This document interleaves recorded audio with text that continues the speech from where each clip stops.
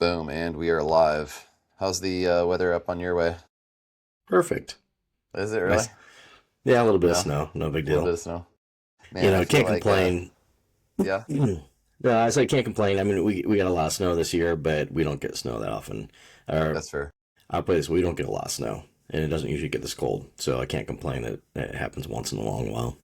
I got a saltwater pool at the house, Mm, and one of the in-ground pipes ended up busting. It froze, so awesome. that was a new experience, new learning curve. So I'll Awesome. make sure to not have that happen again in the future. But The one thing I have to say, I grew up in Michigan in a much colder area than where I live now. A lot more snow. And when you do have snow or you do have cold weather, you'd much rather be in Michigan than you would be where I'm at. Just because people up there are prepared for it, they are used to it, they're good in it, and it does make a big difference. Easier to drive around in worse weather up there than down here.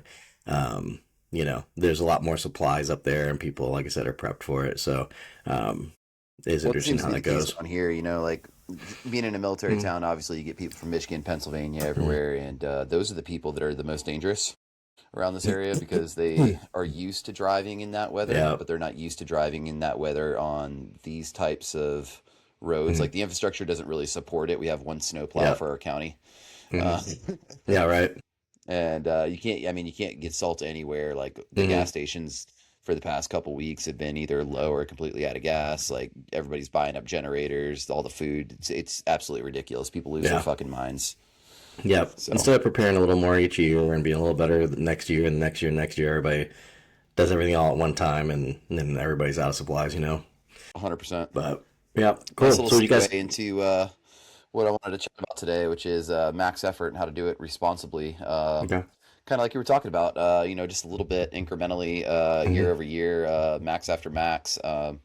What I've been seeing lately, because conjugate's making a big resurgent. What's old is new, right? Hmm. Um, Everybody's just discovering it for the first time all over again, and there's a lot of confusion around the way it should be done, especially when talking about max effort. So, if you want to talk a little bit about philosophy there, why we do what we do, how we do it safely, Hmm. because what I'm seeing is it's a max at all kind of cost, and people don't Hmm. really have the mechanics down. But anytime I've been at your gym and I've watched your lifters max out, their warm up sets look like their max sets. And if you didn't know that athlete, you would swear that they were at like 60, 70%, right? They weren't even Hmm. done, but you could look at them and afterwards they're like, yeah, I'm done. Couldn't put another pound on there if I tried. So, Yep. but it looks just as fast. Yep. It's one of those things. For years, there was always a saying at Westside Barbell that if you weren't at Westside, you don't train Westside. And people are like, oh, no, no, no, I follow the system. Like, no, you don't. No, no, no, I do. It's like, no, we consider the psychological aspect of it as much as the system as we do the dynamic effort or using bands or chains and accessory movements and all that. Because it really, like, that's where people were lacking. If you ever had an opportunity to train at Westside Barbell, Louis' knowledge base went beyond the sets and reps percentages and all that stuff. It was creating the correct atmosphere, mentally and physically, to have the correct situation. And it was the way we looked at every single lift that we did. Okay. So when you're looking at maxes, it's interesting because we do almost exclusively a one rep max. There are times that we do something outside of that. But I would say for the 95 to 98% mark, probably 98% of the time, we're going to one rep max. That way is the only true way we train absolute strength. When you're doing sets of three, stuff like that, you're building more of a strength endurance. It's not absolute strength. So you're not training the same quality. When we talk about the highest form of intensity is a one rep max. So if you want to increase your intensity, one rep max is where it's at. And so we do want to work up to 1 rep max so that we can adapt to the heaviest stress placed upon us mentally and physically. And a 1 rep max does that for us. So by adapting to heavy stress psychologically, that keeps us safe in all of our training and our repetitions and everything else because we develop a mindset. But one of the key things that people often mistake is how hard we go on those movements. Trust me, we go as hard as we can, but when we start with an athlete, I go to the biggest weight they can hit in perfect position. I do not let that position break down or start to cause issues to get out of position. I know that as a coach, I know my job. So as long as the athlete stays in my gym, it's only a matter of time before they get strong. So if they get hurt, they're going to be out of the gym. I can't help them progress forward if they can't make it in the gym because of injury. Also, if they develop bad technique and bad patterns because I let them go till they fail and break position, that's an issue as well. But a lot of times they're breaking position for a reason. And that reason is either a mobility issue or an imbalance in muscle groups that causes the athlete to have either a mobility issue or not be able to maintain perfect position. So if we start to break down position in a position that athlete can show me on warm-ups that they can handle, that they show me midway through their sets, maybe at 70, 80% they can handle, but they break down at 85% of what they could actually get up, in a squat, bench, deadlift as an example, then I know that they have an imbalance. And why would I push that person to the limit on an imbalance? It's like you look at someone of the Formula One car, if their suspension was so far off that they couldn't complete a lap, within, a certain percentage of the top 20 or everybody else in the field, they would just have them pull the car in and retire the car because they wouldn't want to risk damage to the car, right? That's an investment. I invest my time in my athletes. They invest their time in the gym. They have, these athletes are either trying to become the best in the world in a sport, or they have a career that they want to improve for, or they're just doing it for themselves. So they want their family to be a good example for the family of how to stay healthy and how to live life. Either way, pushing them beyond what their physical capabilities to maintain good positions is not a good idea, So we don't go to failure. Often what you'll see is in an ideal world, I want to have my athlete go a year and a half before they miss a weight. Okay? And that's not easy to do because at the same time, I want them to hit a PR every week. Okay? So this is where it gets interesting. If you run the ragged limit right from the beginning, you're going to have nowhere to go. Okay? You're going to run this ragged limit, and then an athlete has an off day. Maybe they have a late weekend, or they go out of town and travel was late, food's off, more stressful than normal, and that's the day they work up, try to hit 5-pound PR, and they miss, right? Because they have all external stresses going on. What I like to do is take an athlete and I call them early. I call them when it's still perfect, when it's at 90% on up of their ability to maintain perfect position. Once I know I go over 90%, I'm going to increase their absolute strength. So then what happens is, like say Justin comes in my gym, first time he squats 300 pounds, and we get him down where I know he can probably squat 340, 330, but 300 I know technique was just about to break down. So we're going to put him through a series of training over the next so many weeks, so many months, and each time we come back to that type of squat variation, we're going to try to beat it by 5 pounds. But here's also the thing that I have. If he has an off day, right? So say he comes in and normally for the last 6 months he's been killing it. His numbers are going up every week. He's hitting a PR. But he had a bachelor party with some friends, drank a little too much. He comes in and I'm watching his warm-ups, and his warm-ups are slow. Speed tells me everything I need to know. And so if I see his warm-ups are slow, I know he doesn't have it that day. So you know what I'm going to do? I'm just going to look at him and go, man, I got something I want to work on with you. And what I'm going to do is I'm going to either know of a movement that I've done before. Yeah, right.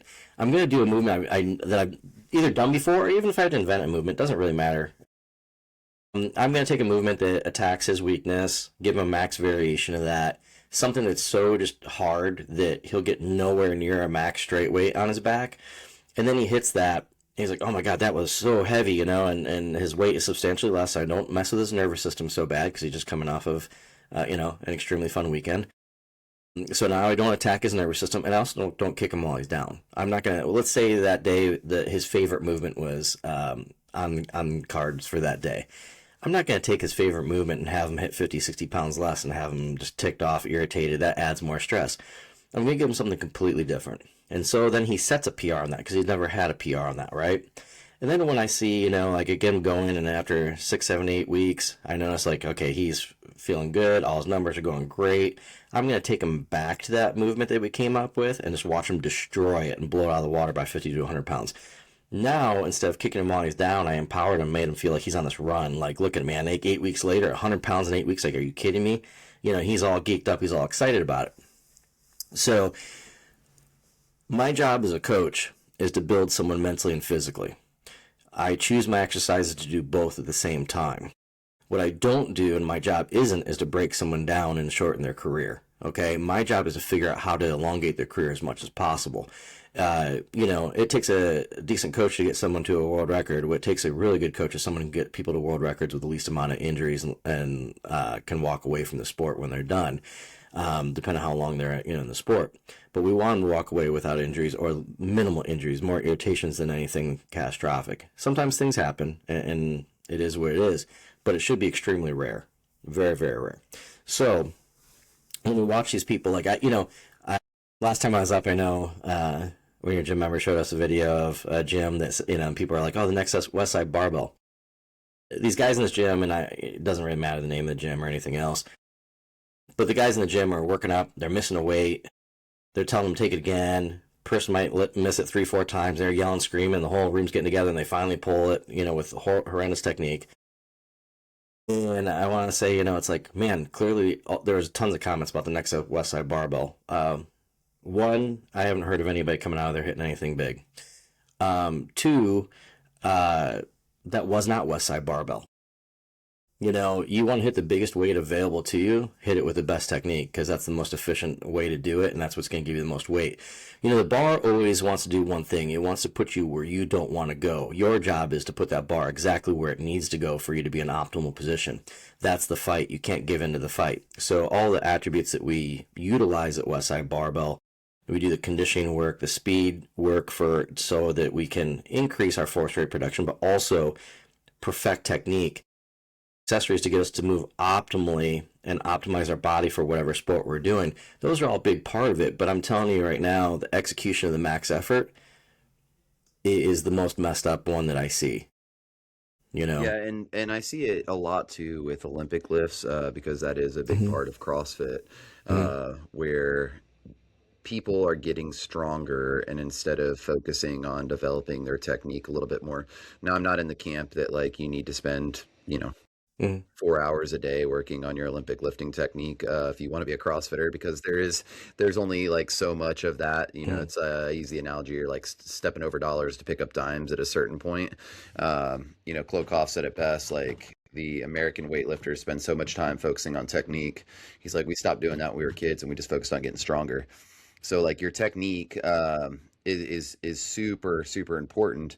But what I see a lot of is American weightlifters and CrossFitters bombing the snatch, bombing the clean and jerk, and they'll do it 5-6 times in a row, and then they post their whole experience where they're missing it, and then they make it finally, and everybody applauds them, and I'm just like, well, you trained yourself to miss that weight 7-8 times in a row, so you're getting really good at missing weight. Your missing weight to making weight ratio is completely skewed at that point.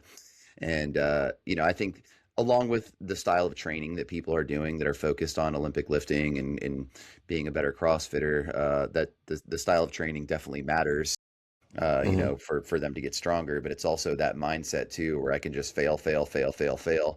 And when people go to touch a weight, a barbell movement, they're already in the habit, they're used to failing, so they kind of expect to fail whether they say it out loud or not. Psychologically, they've set themselves up to fail, so that's a big one. Yeah, it's interesting when like I said, when I have people in the gym, I hold them back for a while. But the funny thing is I hold them back, but they'll put 100 pounds plus on a squat in a year, right? Where someone else will run them into the ground and they might get 20 in the air on their squat. So it's just one of those things that, well, when I say I hold people back, I can tell you that the first person I trained to a world record squat, they broke the world record squat. The world record squat was 583 at the time, and they went 683. They hit 700. Locked out 700, hit depth. Unfortunately, the spotter touched the bar, went to re-rack it before the judge said racks. It wasn't the athlete's fault, and they were completed. They would have squatted 700 pounds at the time. So obviously, a 700-pound squat versus 583, they were capable of breaking that world record for a long time. Right. That was the first time I let them go all out on a lift. Was it when they went for a world record? Before then, held the athlete back the whole time. Why is that? Because I need recovery as high as possible. I got recovery as high as possible so I could put the most amount of volume into the athlete so I could make change the quickest and evolve them in their career as fast as possible. I wanted them so used to making weight that it literally wouldn't make sense to them to miss. They wouldn't expect it. It wouldn't be, something on the radar. So this athlete went an extended period of time without missing a weight at all. Not missing a PR up into this time. They hadn't missed anything. The athlete did miss their last warm-up at this meet. Okay, so the warm-up was like right around 550, give or take, somewhere right around there. And the reason why the athlete missed, she's going down in a squat. Louis Simmons goes, "Come on, new girl."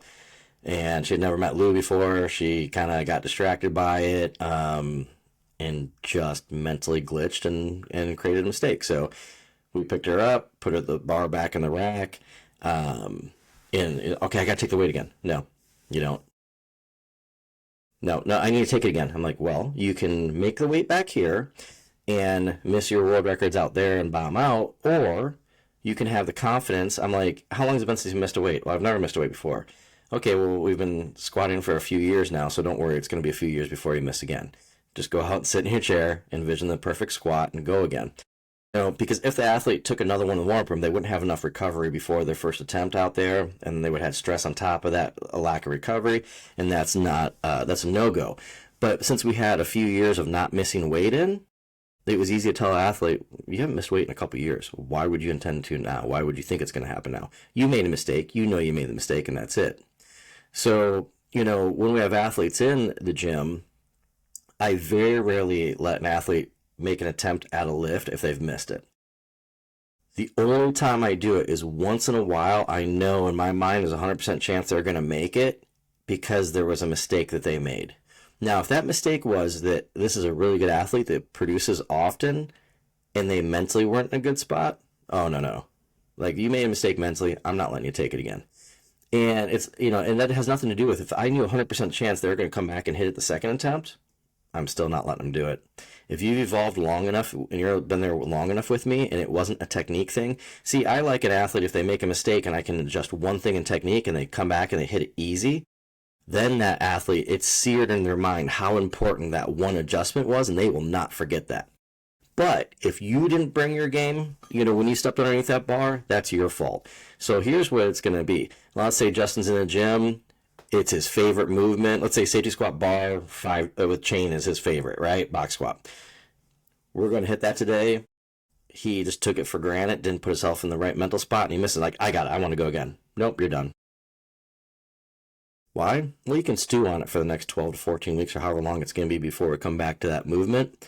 Because now you need to, the next thing he needs to learn is this. Every rep underneath that bar from your first warm-up, taking that weight out, to your last attempt is a world record attempt in your mind. If it is not, you're not attacking it correctly.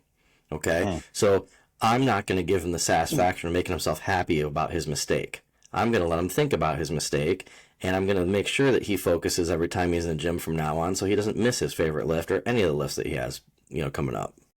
Yeah, absolutely. And I think another part of this too for athletes who maybe don't have a coach in front of them watching this is they get a little greedy.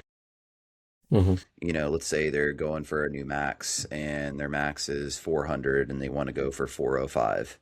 They go, just hypothetical scenario, 135, 185, 225, 315, and then they take 405. Well, at that point, they've squatted 1,265 pounds. They've gone to a place they've never been before. They smoked the 405, and then they're like, man, it's time for me to add some more weight. If they don't have a good coach there, letting them know, like, hey, the cumulative volume, whether you feel it or not, is there.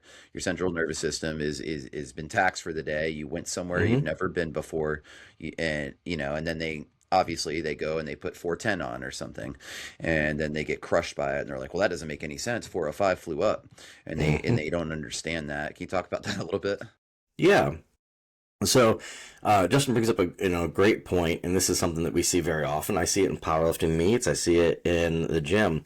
And just to give you an idea, like in a powerlifting meet, if you don't make that lift, it doesn't add to your total. It's about the total. People don't get excited about basketball players, how many shots they took. Oh my God, did you see he took 50 shots? Yes, nothing went in. So not only was that 50 misses, but he should have been putting the ball in someone else's hand clearly that could have got something done. Okay, so there's a lot of mistakes right there. All right. If you're not putting pounds on the total, you are wasting your body for no reason. Every rep you take is wear on your body. If it's in bad positions, it's a lot of wear on your body. If it's in good positions, it's minimal. It may be something that we can recover from and stay healthy for long periods of time, right? But, we don't want to miss weight. And when we're looking at adding to a total in a meet is the same thing in a gym. You have to learn. We treat every max day as if it was a competition. We take the exact same amount of attempts that we would in competition, and we take the same percentage jumps. That way, when other people compete twice a year, 3 times a year, and they warm up that way 2 or 3 times a year, they're not an expert in it. They don't know what they should feel like. They don't feel comfortable. They don't feel like they're at home. When my people do it go to a meet, it's just like every week in the gym. We have a max effort upper and max effort lower every week. Literally twice a week we're maxing. We're training that. But what you have to look at is you create this habit in the gym that carries on to a competition. And this habit's simple, like he was talking about. Like, let's just use numbers real quick that are pretty simple. Justin comes in, he's squatting he hits a 385 max. Maybe 9 to 12 weeks later, we hit the same type of variation. And we're going 390. So a 5-pound PR. This way we have a PR, but we have the same amount of jumps in between, in the same percentages, right? So then even I'll just say even let's say at 385, let's say I go 395 because I'm like, the PR is easy, the last one's easy, so I'll give him 10 instead of 5. So he hits it. Okay, cool. So Justin says to me, I got another 50 pounds in me. And I might be like, and then often people I'm okay, so you want me to take a 50-pound jump? No. I mean, sometimes I let the athlete take a jump, and if I feel like they have another 50 in them, I let them take a 25-pound jump. I cut that in half. And what are my choices? Why do I do this? Sometimes I shut people down. Well, if Justin is a type of person who he recovers well, he's always consistent, then I'm going to let him go again. If his recovery is inconsistent, then I might just call it there, say, hey, you had a 10-pound PR, don't be greedy. But let's say in this instance, Justin says he has 50 pounds left in him. He feels like, I watch the speed, I'm like, he probably does have 50 pounds left in him. I will let him take one more attempt, okay? And so we're looking at that like being 395, say he has 50 pounds left in him, so 445 would be that mark. We're going to go 420, okay? So he hits 420, and he's like, oh yeah, I got another 25 in me. I'm like, yeah, I do. I agree with you. Okay, so I'm going again? No.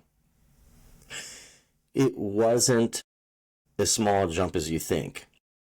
One, he had a 10-pound PR on the first attempt. Now, the last one, we went to 420, right? And that was a 25-pound PR.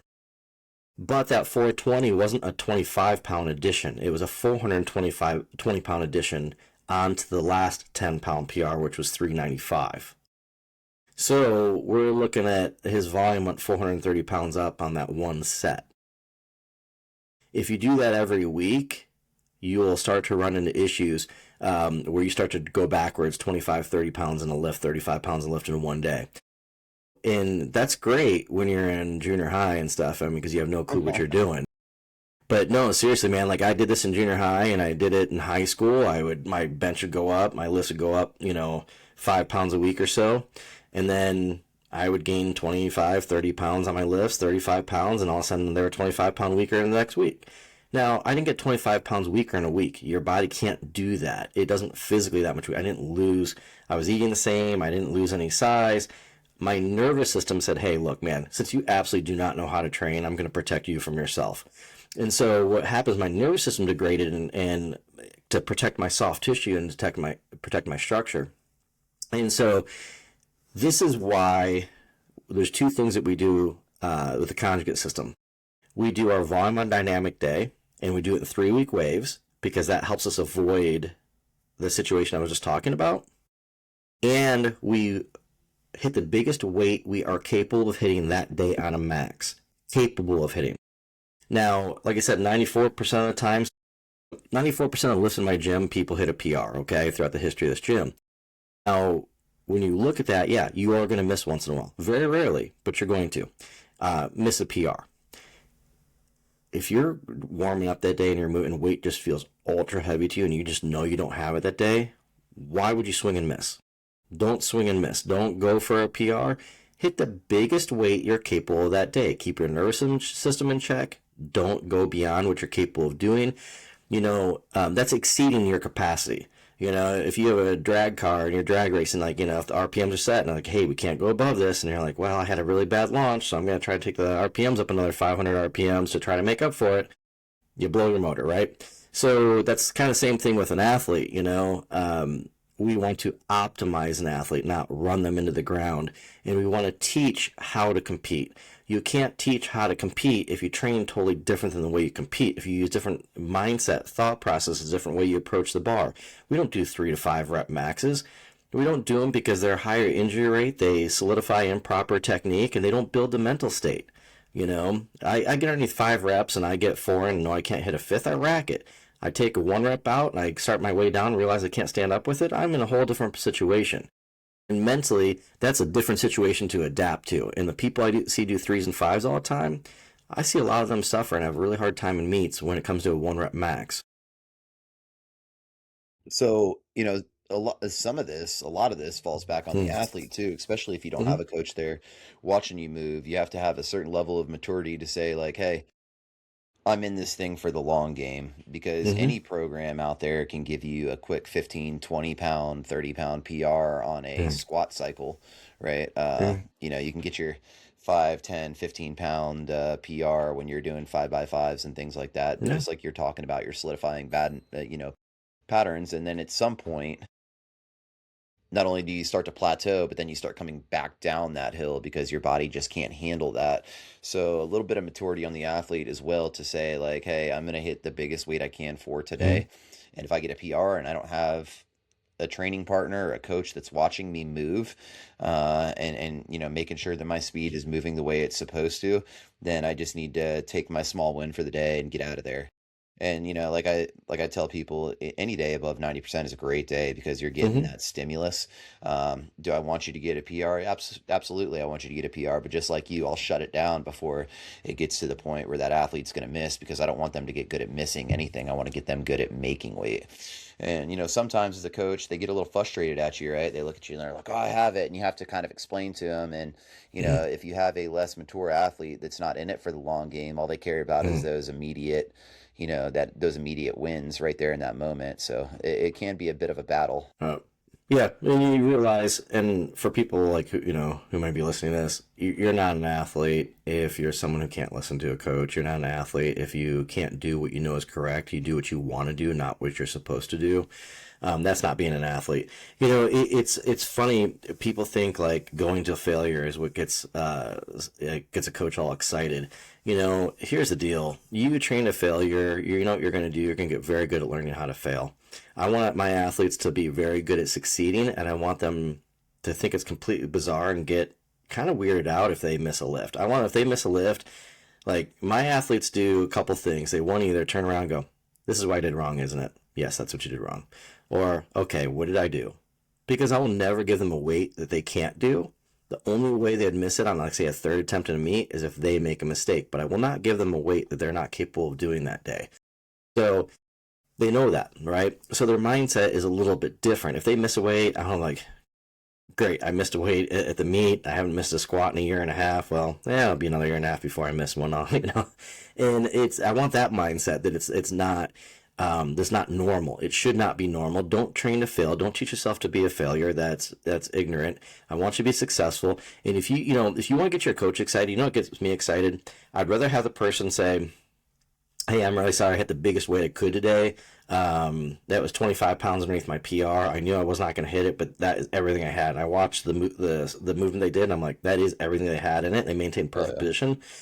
And then they go attack the accessories. Because don't attack and go to failure. It's like It's like someone, I hate the phrase, I'll try my hardest. Don't tell me you're going to try your hardest. You either do or you don't. Yeah. I mean, That that's was plain and implied by you simple. coming here to work out today. Yeah, Like whatever, yeah. 100%. It's like, yeah, you're not going to try your hardest. You're already saying, like, if I fail, I gave it my all, though. But did you? Because, your all is different according to which people, are in front of me. Some people, if they give me your all, trust me, it's every ounce of their being. Other people, they might be lucky to be at 50%. They think they're at 100, but they might be at 50%. Mentally, they're just not there. Yep. I mean, let's look at selection process in the military, right? Everybody says, like, once you think you're done, you're halfway there. If you're mentally strong enough, you're halfway. It's the same thing with this stuff, right? So if you show me someone who hits the biggest weight they can that day, it's below their PR, and then they just attack their accessories with every ounce of their being, I get excited about that athlete. Because that athlete showed composure, they showed maturity by hitting the biggest weight they were capable of making that day, and they realize, where am I going to change this and get it going back in the right direction on my accessories that are easier to recover from and laid out for me to optimize my build for what I'm being asked to do. So typically the accessories after we do a max effort lift, Mm-hmm. we're attacking body parts that are going to bring that lift up. Sometimes, isolating, sometimes multi-joint compound movements, sometimes like an isolated movement, depending on what it is that we're trying to get after for that athlete.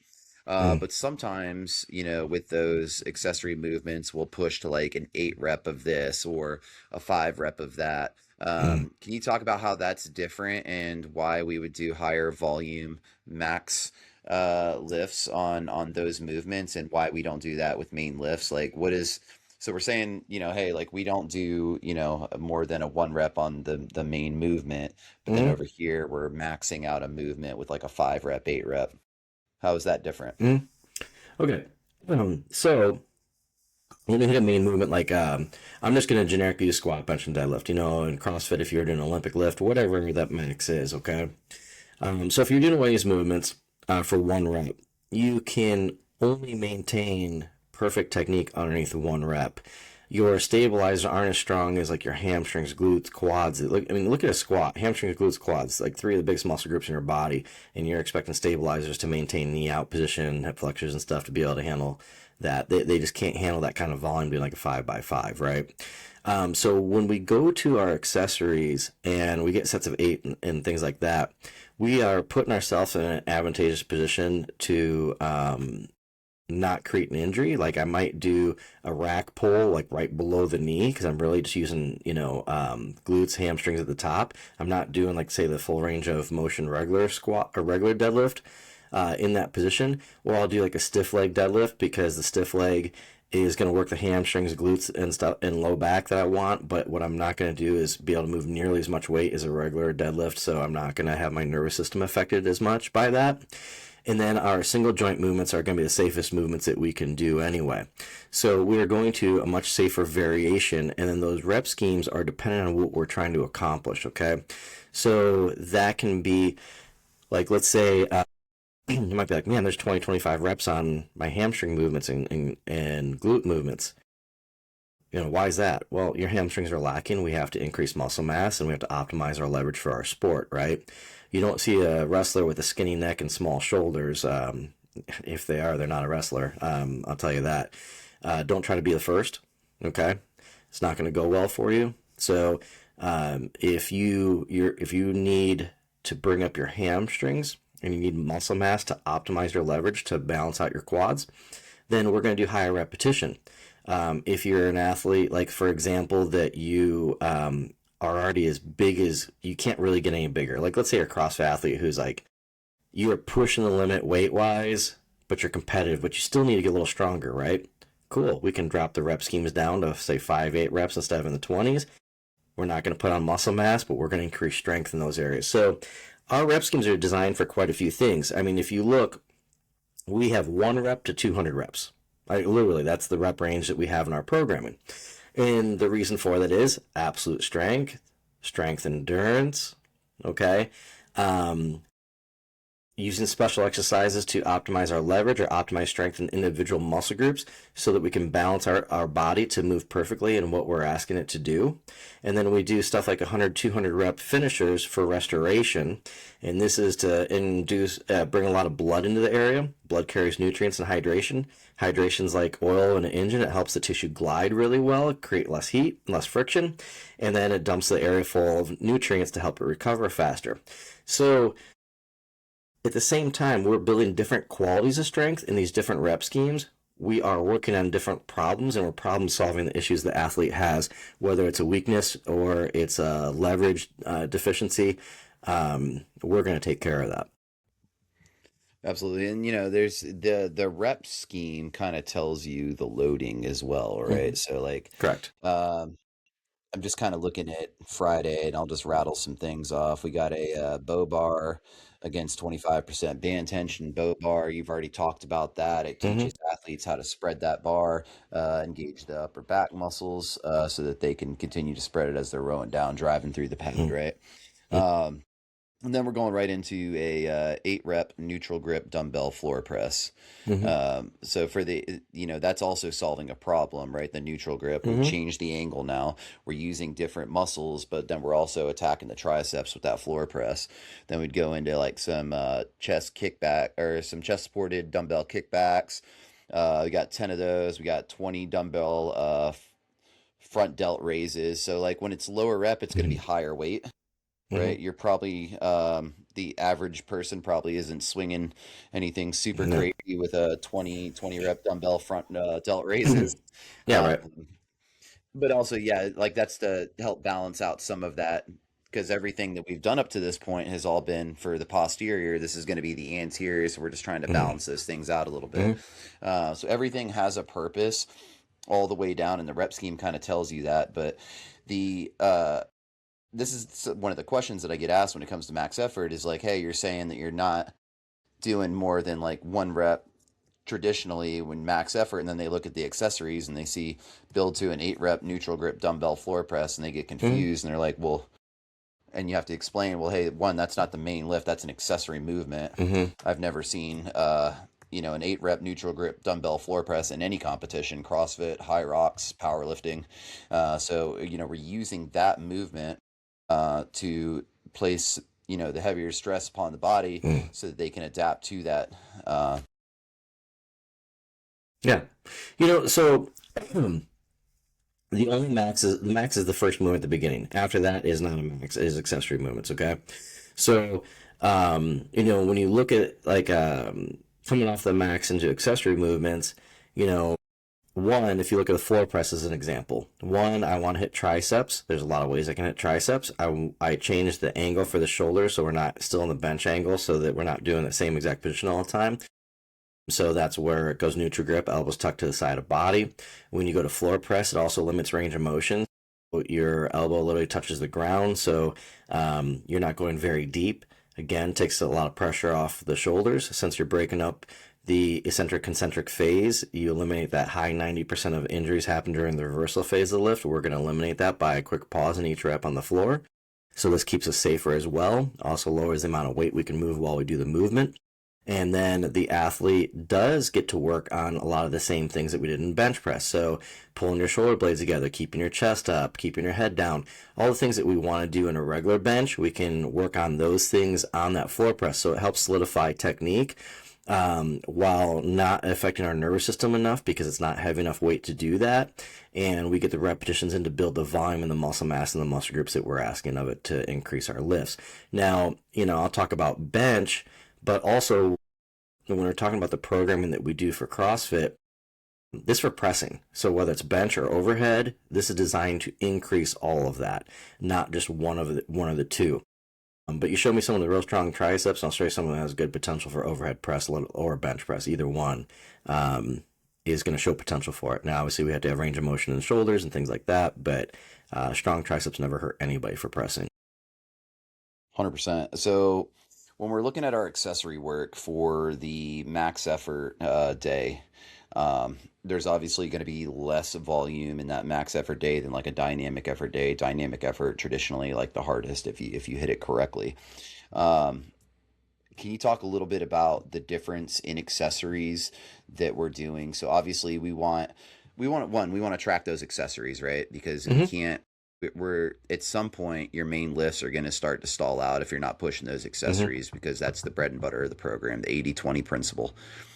So if in this scenario of the 8 rep dumbbell floor press, if you're not tracking that, and that's just something you don't care about because it's the accessories, you already did the sexy stuff and you got your big Hmm. lift on the bench.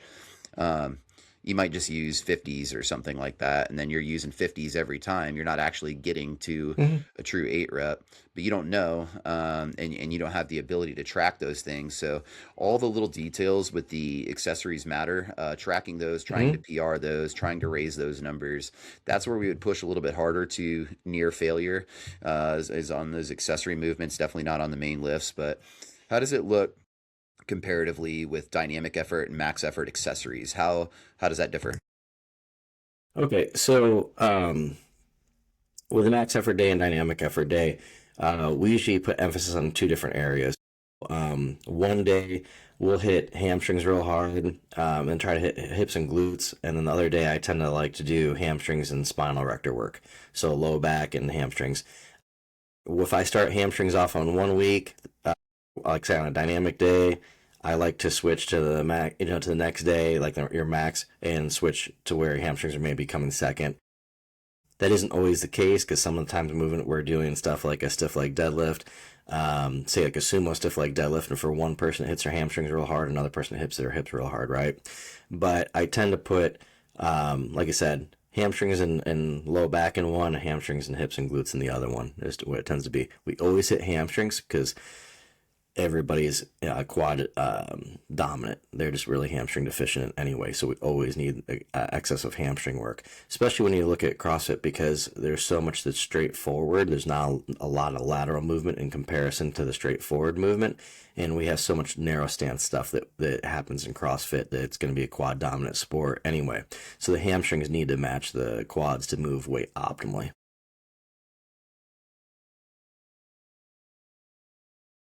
Sorry, it cut off for some reason.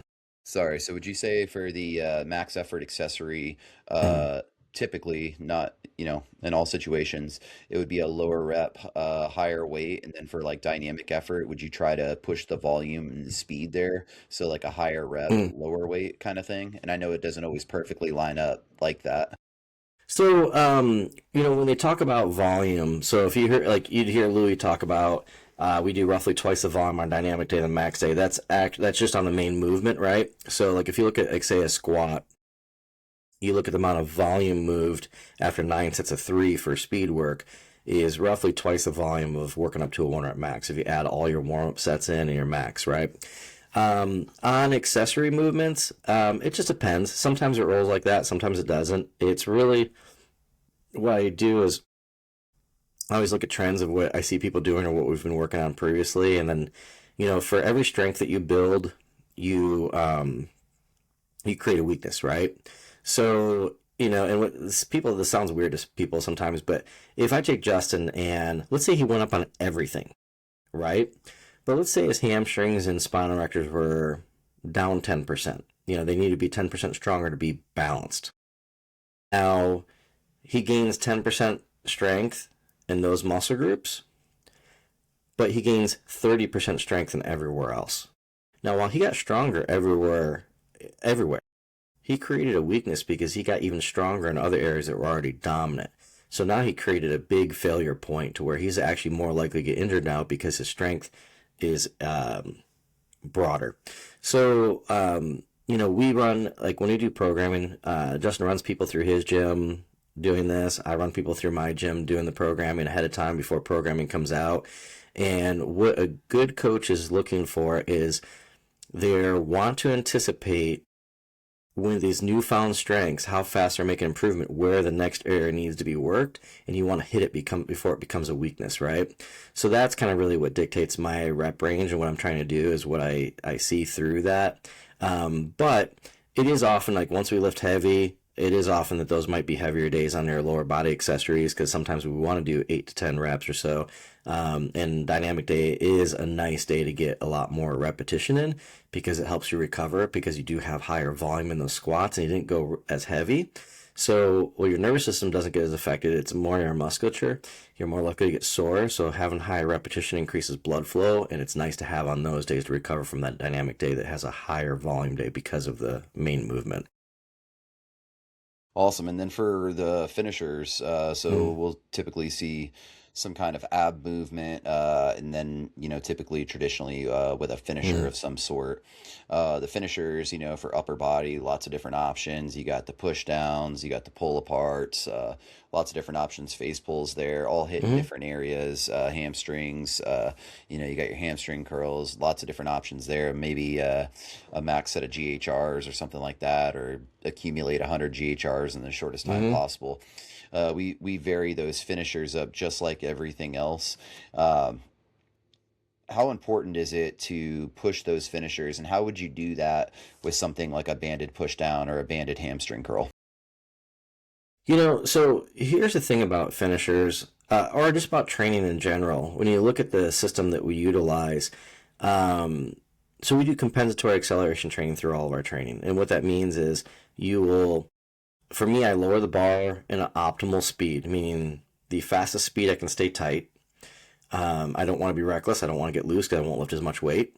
The fastest speed I can stay tight, and then I accelerate the weight as fast as possible. Compensatory acceleration training. Now, for me, if I do a one arm dumbbell row, you might be like, well, he's not moving that fast. It's because it's heavy, man. Like, there's a lot of weight on that dumbbell. Well, at least for me, it doesn't matter if it's no one else thinks it's heavy, but for me it is, right? So, but what it is I'm accelerating the weight as fast as I can. The weight's heavy, so heavy weight doesn't move fast; it moves slow. And this is where you'll see a powerlifter who might not be as muscular and as big as a bodybuilder, but you see him doing a one arm row with a lot more weight, and you're like, man, how's that guy doing so much more weight? Look at this other guy. Look how big he is. A lot of times a bodybuilder is not using a maximal dumbbell weight. A lot of times they're using a weight that's a percentage of what they could do for a set of 8, and they're squeezing the tissue and they're slowing it down on purpose to get more time on Everything has a attention. purpose. I Yep. love training bodybuilders because you can put Hmm. them into positions. Yeah. They understand how to feel every single thing out. They're literally Yes. sculpting their body. That's the definition of Hmm. bodybuilding, right? They're sculpting their Yep. bodies. So they understand when you say, "Hey, I need you to Mm. squeeze your lat right here a little bit more." They know Hmm. exactly what that means, and they can engage that. They spend Yeah. hours Yep. flexing, posing, practicing those kinds Hmm. of things. They know how to engage all those little muscles, so it's so easy when you get a bodybuilder Yep. to work them through those things. That mind muscle connection is huge. I mean, that's kind of how I got into lifting weight was more bodybuilding and before I train athletes for powerlifting and things like that. You and every Um, other 15-year-old boy trying to hook yeah, up right. with the ladies.